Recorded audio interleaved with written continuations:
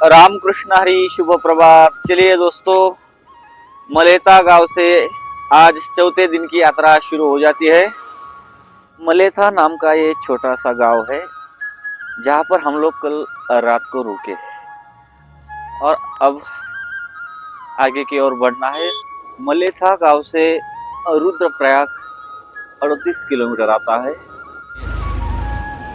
श्रीनगर से पहले आने वाला कीर्तिनगर सुंदर सा गांव है। आगे श्रीनगर आ रहा है और यही से दिखाई देता है पीछे छोड़ा हुआ ये कीर्तिनगर, बहुत ही सुंदर।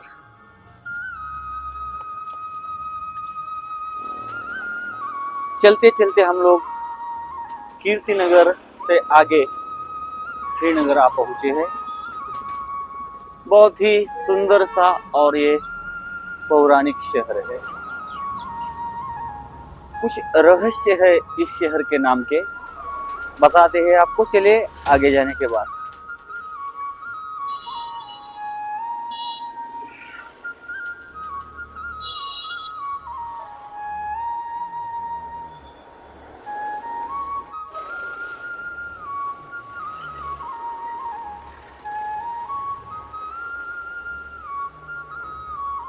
गढ़वाल विश्वविद्यालय।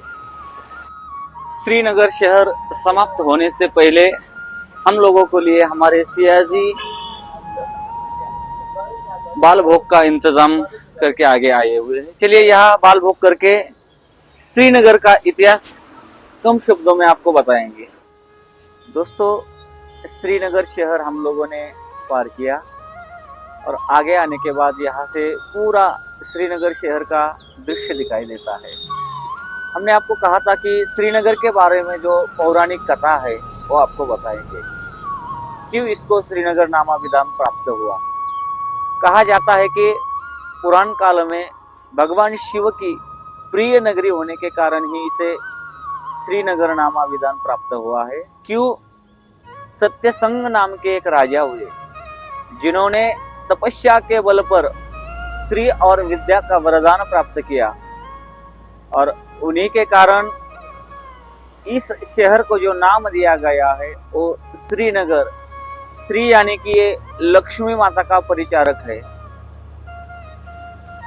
और एक कथा कही जाती है, राजा सत्यसंग के काल में कोलासुर नामक कोई दैत्य था जिसका वध राजा सत्यसंग ने किया था और बाद में बहुत बड़ा यज्ञ समारोह करके इस नगरी का पुनर्निर्माण किया। इसी कारण इस नगरी को श्रीनगर कहा जाता है। चलते चलते श्रीनगर से आगे आ चुके हैं और यहाँ पर दोपहर का विश्राम स्थल निश्चित हो चुका है। यह है आगे Alaknanda hydro power company limited company के गेट पर हम लोग दोपहर का खाना खाएंगे और यहीं पर थोड़ा विश्राम होगा। ये मंडली दोपहर का प्रसाद पाने के लिए आपसे भी सादर निमंत्रण है। दोपहर का विश्राम करने के बाद श्रीनगर के आगे ये फरासू नामक छोटा सा गांव है। सुंदर सा यहाँ पर हनुमान जी का मंदिर है और सहयोग से यहाँ पर महात्मा गणों की उपलब्धि हुई है। सभी महात्मा गणों का दर्शन यहाँ पर हो रहा है।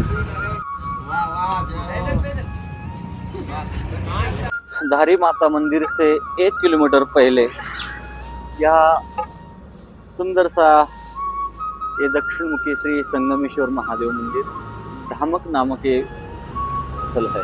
यहाँ पर संतों की रुकने की व्यवस्था भी है और आने वाले श्रद्धालुओं के लिए विशाल भंडारे का आयोजन किया जाता है। हम लोग धारी माता के मंदिर के पास पहुंच चुके हैं।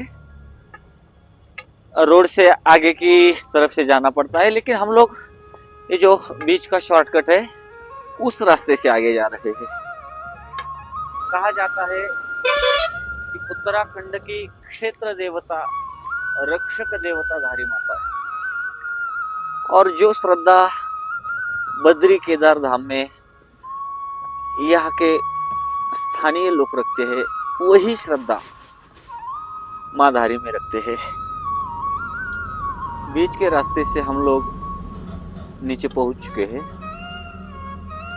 पता नहीं आगे जाने के बाद मंदिर में शूटिंग करना अलाउड है या नहीं, इसलिए इसे देखते हैं। पूरे उत्तराखंड का श्रद्धा स्थान माँ धारी का मंदिर।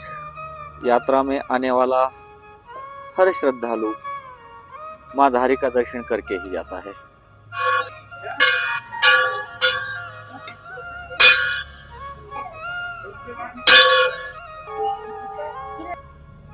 माता धारी का विग्रह काली स्वरूप माना जाता है।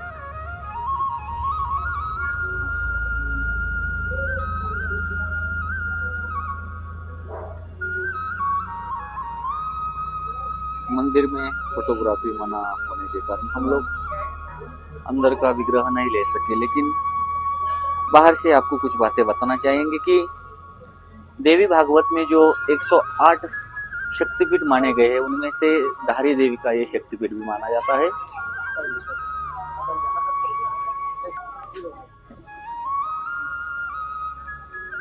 जय धारी माता। चलिए दर्शन हो गए, बढ़ना है आगे। देखते हैं यहाँ रुकना है या फिर आगे कहीं और विश्राम करना है। जय धारी माँ धारी के दर्शन हो चुके हैं। अब चलना है आगे का विश्राम स्थल ढूंढने। देखते हैं कहाँ मिलता है सर। एक बार ऊपर से माँ धारी का दर्शन करते हैं। जय माँ धारी। सर्व मंगल मांगल्ये श्री सर्वार्थ साधिके शरण्ये त्र्यंबके गौरी नारायणी नमोस्तुते। ऊपर से रोड से आने के बाद यहाँ से माँ धारी के मंदिर की एंट्री होती है। यह पहला प्रवेश द्वार है।